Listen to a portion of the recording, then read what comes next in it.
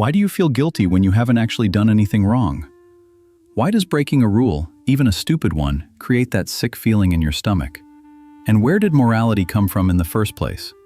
Was it handed down by gods? Or did it grow out of something darker, something violent that happened so long ago we've forgotten it, but our minds still carry the scar? In 1913, Sigmund Freud published a book that reads less like science and more like a horror story. A tale about humanity's first crime, the murder that gave birth to civilization itself. He claimed that buried deep in our collective memory is the image of sons who killed their father, ate his flesh, and then were crushed by guilt so unbearable that it created religion, law, and every moral rule we follow today. Whether or not this actually happened doesn't matter as much as what it reveals about the human mind, about how guilt works, and about the possibility that our entire moral system is built on blood and shame.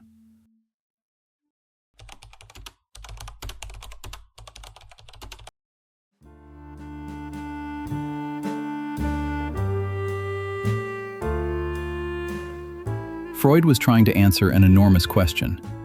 How did human beings, who started as animals with no morality whatsoever, end up with elaborate systems of right and wrong, with gods and commandments, and feelings of guilt that can torture us for years? Most people in Freud's time believed that morality came from God, that rules were revealed to humans by divine authority. But Freud wanted a psychological explanation, one that didn't rely on supernatural intervention.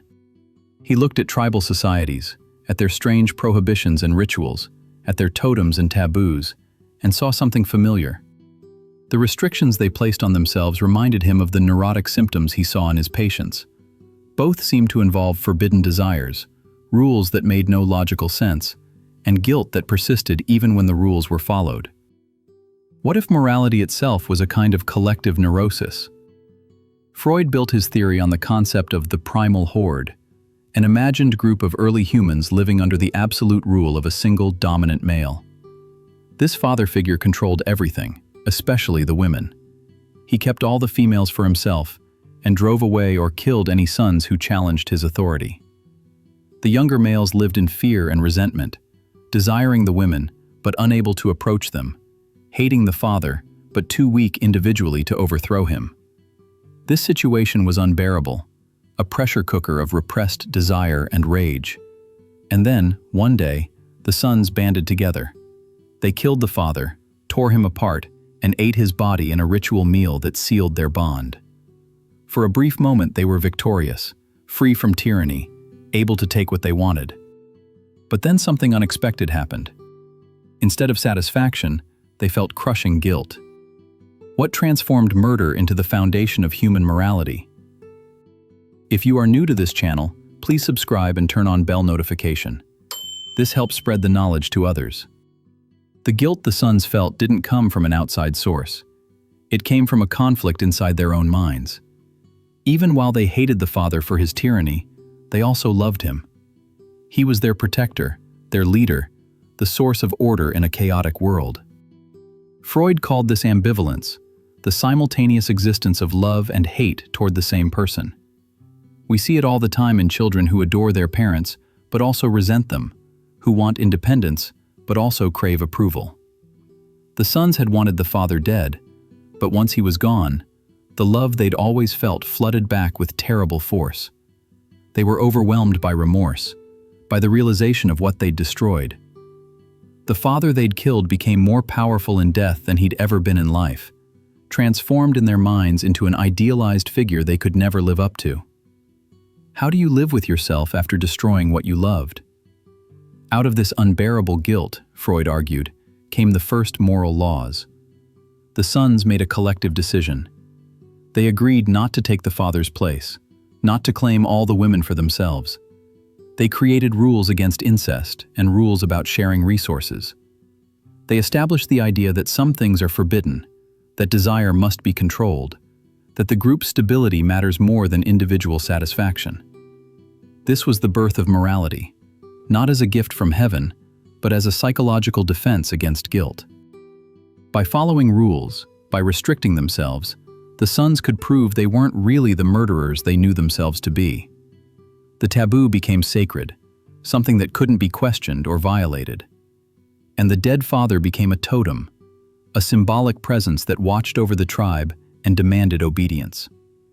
Religion itself emerged from this moment, as a way of worshiping the father they'd killed and seeking forgiveness for the crime they could never undo.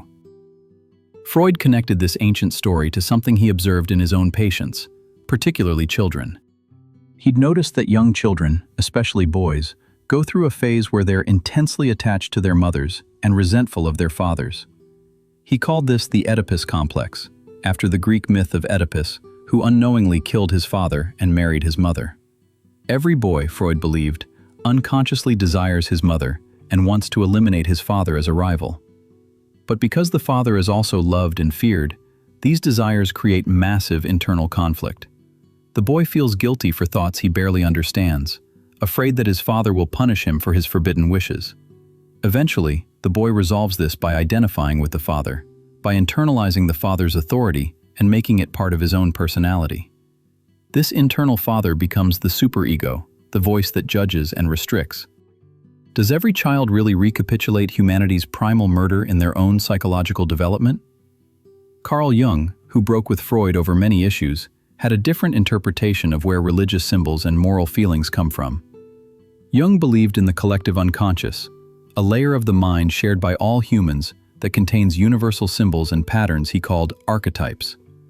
The father figure, in Jung's view, wasn't just a memory of actual fathers, but an archetypal image representing authority, order, and law. Jung thought Freud's literal interpretation of the primal murder was unnecessarily concrete, that myths and symbols don't have to correspond to actual historical events to be psychologically true. But even Jung acknowledged that guilt plays a central role in human psychology, and that our relationship to authority figures shapes how we experience morality. Whether the primal murder actually happened or exists only as a metaphor, the psychological pattern it describes feels real.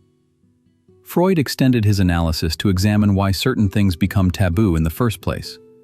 A taboo isn't just a rule. It's a prohibition so strong that even thinking about violating it creates anxiety. Taboos surround things that are deeply desired but absolutely forbidden: incest, cannibalism, certain forms of violence, disrespect towards sacred objects. The strength of the taboo, Freud argued, reveals the strength of the underlying desire. We don't need powerful taboos against things nobody wants to do. We need them against things people desperately want to do, but mustn't. The taboo is society's way of managing desires that would destroy the social order if they were freely expressed. And the guilt you feel when you even think about violating a taboo is the internalized voice of the murdered father, still controlling you from inside your own mind. Why do forbidden things have such power over our imagination? Emil Durkheim, a sociologist working around the same time as Freud, studied totems and taboos from a different angle. Durkheim argued that totems represent the group itself, that when people worship a totem animal or object, they're actually worshiping the power and unity of their own society. The rules surrounding the totem create solidarity, binding individuals into a collective that's stronger than any single person. Durkheim saw religion as fundamentally social, not psychological. But Freud would say that Durkheim's explanation doesn't go deep enough. Yes, totems create social cohesion, but why do they work? Why do people follow arbitrary rules about not eating certain animals or not touching sacred objects? The answer for Freud is guilt. The totem carries the weight of the primal crime, and the taboos surrounding it are ways of continuously atoning for that crime. Society holds together not just through shared symbols, but through shared guilt. Freud's story also explains something puzzling about religion. Why do religious rituals so often involve sacrifice? Why do people offer valuable things, animals or crops, or even occasionally humans, to gods who supposedly don't need them? In Freud's framework, sacrifice is a reenactment of the original murder. By killing an animal in a ritualized way, by following strict rules about how it's done and who can participate, people are symbolically repeating the father's death, but this time in a controlled, sanctioned manner. The sacrifice transforms murder into worship, violence into devotion. It allows people to express aggressive impulses in a socially acceptable form, while simultaneously seeking forgiveness for those impulses. The ritual meal that follows the sacrifice mirrors the cannibalistic feast of the primal horde, but now it's holy instead of horrific. How many of our religious practices are really about managing guilt we don't consciously remember? Modern anthropology has thoroughly rejected Freud's literal history. There's no evidence that humans ever lived in primal hordes ruled by single dominant males. Our closest primate relatives don't organize that way, and archaeological evidence suggests early human groups were likely more egalitarian. The idea of a universal patricide at the dawn of civilization is fantasy, not fact. But many psychologists and cultural theorists still find value in Freud's story as mythology, as a symbolic description of psychological truth rather than historical truth. The pattern Freud identified, ambivalence toward authority, guilt arising from forbidden desires, moral rules emerging to control destructive impulses, appears across cultures and throughout history. Maybe it doesn't matter whether the primal murder actually happened. Maybe what matters is that it describes something real about how the human mind works. Herbert Marcuse, a philosopher who reinterpreted Freud for the 20th century, took these ideas in a political direction. Marcuse argued that civilization continues to demand excessive repression from us, more than is actually necessary for social order. We internalize guilt not just to prevent chaos, but to make us obedient workers and consumers. The murdered father lives on in bosses, in governments, in every authority structure that demands we sacrifice our desires for the good of the system. Marcuse believed that liberation would require us to confront and reduce this unnecessary guilt, to separate legitimate moral restraint from the psychological chains that keep us subordinate. But doing this would mean facing the violence and desire underneath civilization's surface. Are we willing to look at what we've buried? Freud noticed that neurotic patients often had irrational guilt, feeling responsible for things they hadn't done or punishing themselves for thoughts they couldn't control. He saw this as an exaggeration of normal moral development. We all internalize the father's authority. We all develop a superego that judges us. But in neurotics, this process goes too far. The superego becomes tyrannical, attacking the person constantly, creating suffering that serves no useful purpose. Freud connected this to the primal crime. The more intense the original ambivalence, the more crushing the resulting guilt. People who both deeply loved and deeply hated their fathers, who had powerful desires they had to repress, ended up with harsh superegos that tortured them. Therapy, in Freud's view, involved helping people understand where their guilt came from, bringing unconscious conflicts into consciousness where they could be examined and perhaps softened. Can you escape guilt by understanding its origins? The question of whether guilt is useful or destructive runs through all of Freud's work. On one hand, guilt is what makes civilization possible. Without the capacity to feel bad about harming others, without internalized rules that restrain our selfish and aggressive impulses, society would collapse into violence. The murdered father's ghost keeps us from becoming murderers ourselves. But guilt can also become excessive, divorced from actual wrongdoing, a source of endless psychological suffering. People waste their lives trying to atone for crimes they never committed, for desires they never acted on, for thoughts they couldn't prevent. Freud saw this as the tragedy of human existence. The same mechanism that allows us to live together in peace also makes us miserable. We're stuck with guilt whether we want it or not, because it's wired into the structure of our minds by thousands of generations of fathers and sons locked in the same eternal conflict. Freud's vision in Totem and Taboo reads like a dark fairy tale, and that's exactly what makes it powerful. Whether or not it's historically accurate, it captures something about the emotional texture of morality, the way rules feel both necessary and oppressive, the way guilt persists even when we've done nothing wrong, the way authority figures continue to control us long after they're gone. The murdered father is every parent who ever made you feel ashamed, every teacher who punished you for natural desires, every internalized voice that tells you you're not good enough. And the sons who killed him are all of us, carrying the weight of a crime we didn't commit, but somehow still feel responsible for.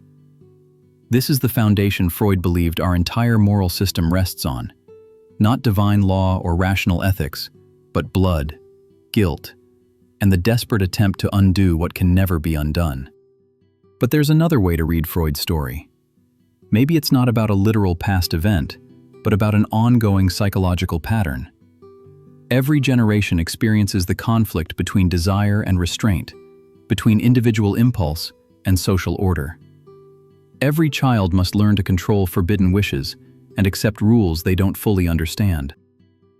Every person carries ambivalence toward the authorities in their life, loving and resenting them simultaneously. The primal murder isn't something that happened once in prehistory. It's something that happens psychologically in every human being as they develop a conscience. The father who gets killed isn't a specific person. It's the idea of unlimited freedom, the fantasy that we can do whatever we want without consequences. Growing up means murdering that fantasy, accepting limitation, and living with the guilt of what we've lost. Doesn't every adult carry the memory of desires they had to bury? What Freud ultimately showed is that morality isn't clean or simple. It doesn't come from pure reason or divine goodness. It comes from conflict, from violence, from the messy reality of human relationships where love and hate are tangled together. The rules we follow aren't arbitrary, but they're not exactly rational either. They're psychological necessities, ways of managing impulses that would destroy us if left unchecked. And the guilt we feel, even when it seems irrational, serves a purpose. It's the price we pay for not being alone, for living in a world with other people, for being part of something larger than ourselves. The murdered father might be a myth, but the guilt is real, and it shapes every moral decision we make. Freud's work in Totem and Taboo reveals the uncomfortable possibility that civilization itself is built on a foundation of violence and shame. We like to think our moral systems come from enlightened principles, from carefully reasoned ethics, from the best parts of human nature. But Freud suggests they come from the worst parts, from our capacity for violence, from guilt over desires we can't admit, from the need to control impulses that terrify us. This doesn't make morality worthless. If anything, it makes it more impressive. We built something beautiful and necessary out of something dark and shameful. We transformed murder into meaning, guilt into goodness, violence into virtue. But we can never completely escape what we're built on. The foundation is always there, buried but not gone, still shaping our thoughts and feelings in ways we barely understand. Can you feel the weight of the primal crime in your own guilt? The story Freud tells forces us to ask difficult questions. If morality comes from guilt rather than truth, if our rules are rooted in psychological necessity rather than universal principles, does that make them less valid? Or does it simply mean we need to be more honest about what morality is and what it's for? Maybe the point isn't to escape guilt, but to understand it, to see where it comes from and what purpose it serves. Maybe being moral doesn't mean being pure or innocent. Maybe it means carrying the weight of our nature, acknowledging the violence and desire underneath our civilized surface, and choosing to restrain ourselves anyway. Not because we have to, but because we've decided it's worth it. That would be a harder, darker kind of morality, one that doesn't promise redemption or moral superiority, but simply offers the possibility of living together without destroying each other. If you enjoyed this journey into Freud's dark mythology of guilt and morality, please like this video and share your thoughts in the comments. Do you think guilt serves a necessary function in society, or is it mostly a source of unnecessary suffering? Does Freud's story of the primal murder resonate with something in your own experience of morality, or does it seem completely foreign? I'd love to hear your perspective.